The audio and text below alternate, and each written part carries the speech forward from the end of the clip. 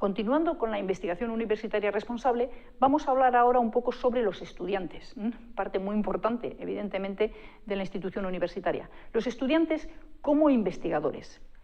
Bien. Con muchísima frecuencia, los estudiantes universitarios colaboran en la investigación, aprenden a investigar, forman parte de proyectos. Esta investigación en la que están implicados los alumnos está sometida a los mismos controles que cualquier otro tipo de investigación, la misma exigencia en metodología, la misma exigencia legal y las mismas exigencias éticas. No vale argumentar, no son más que estudiantes, no se puede tener el mismo nivel de exigencia. Esto no es así. El nivel de protección para los animales, el nivel de protección para la seguridad del medio ambiente de los trabajadores o la protección del sujeto de investigación no puede verse mermada porque quien investigue sea un estudiante. Si el estudiante no está suficientemente preparado para investigar, tiene que tener una tutela determinada que será quien responda de que todos los requisitos sean adecuados.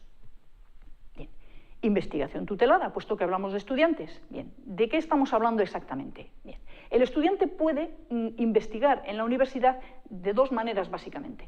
O bien puede colaborar en un proyecto de investigación de investigadores senior o de otro tipo de investigación, en la que sea, es decir, el proyecto ya está previamente aprobado y está en marcha.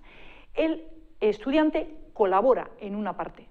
O bien es el estudiante el verdadero protagonista de su investigación, porque es un proyecto directamente dirigido a obtener o bien su trabajo de fin de grado, o bien su trabajo de fin de máster, o incluso su tesis doctoral. Ambos tipos de investigación se consideran investigación tutelada. Seguimos hablando de estudiantes, sean de un nivel o de otro. Y en ambos tipos de investigación existe esta figura de la que hablábamos, el investigador principal. El investigador principal responsable de todo el proyecto, del seguimiento y de que las cosas se hagan de manera correcta, normalmente va a ser un profesor que se responsabiliza de ese proyecto. Se discute el nivel más alto, es decir, si empezamos desde abajo, investigación que hacen los estudiantes incluso antes de obtener la titulación de grado, hasta llegar a un estudiante de doctorado, el nivel de exigencia sobre el estudiante no va a ser el mismo.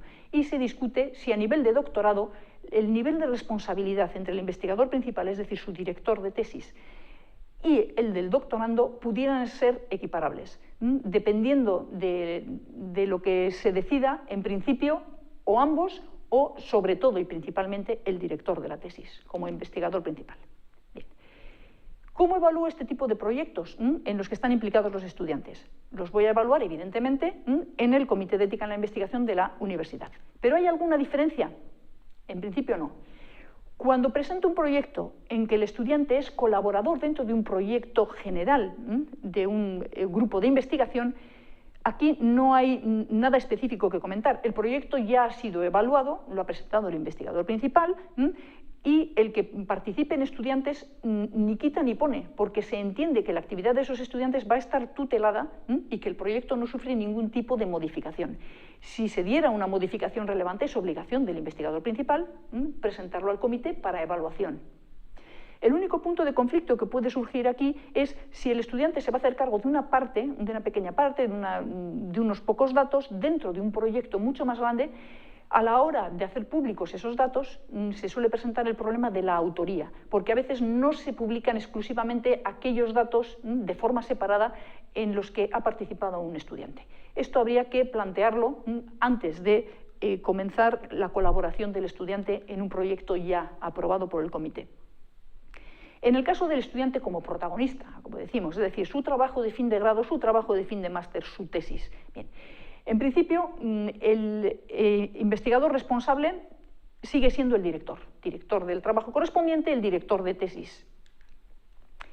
¿Qué es lo que va a evaluar el comité en estos casos? Pues va a evaluar al investigador responsable fundamentalmente.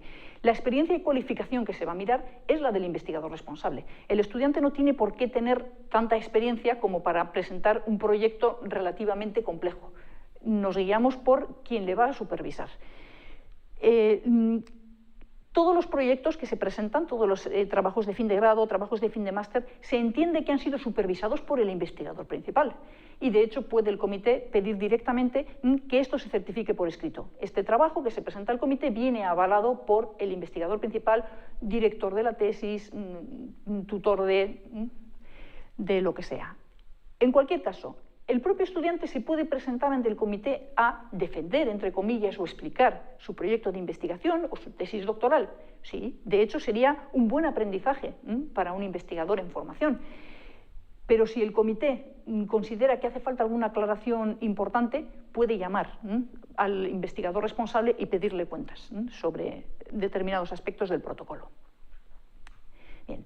Aunque efectivamente es decisión del investigador responsable como responsable de ese proyecto, los propios comités de investigación recomiendan adaptar, lógicamente adaptar la complejidad del estudio al nivel de tutela que tiene que ejercer el investigador responsable sobre el estudiante. De tal manera que el nivel de tutela va a ser mínimo en doctorado, pero va a ser una tutela muy cercana en los proyectos de fin de grado, porque son todavía estudiantes sin la titulación necesaria para hacer determinadas actuaciones. En principio, recomendación, una vez más.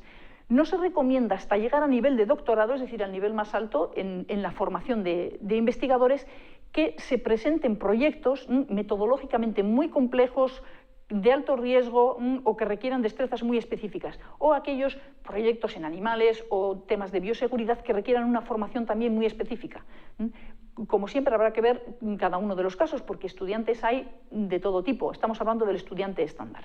Procedimientos invasivos en humanos, poblaciones vulnerables, todos estos, en principio, hasta nivel de doctorado, no serían muy recomendables. En principio, también se recomienda que el estudiante que va a investigar sobre seres humanos, animales, etcétera, debería recibir la formación técnica necesaria para poder hacerse cargo del estudio, dependiendo de su complejidad, y a su vez la formación ética necesaria si va a trabajar con en estos problemas que pueden plantear cuestiones éticas. En algunas universidades, como hemos visto en módulos anteriores, esta formación ética es obligatoria. Y planteamos definitivamente, a ver, el tema de animales y agentes biológicos que requiere una formación específica, incluso en algunos casos titulación específica. No pueden los estudiantes investigar en estos campos hasta que obtengan esa titulación.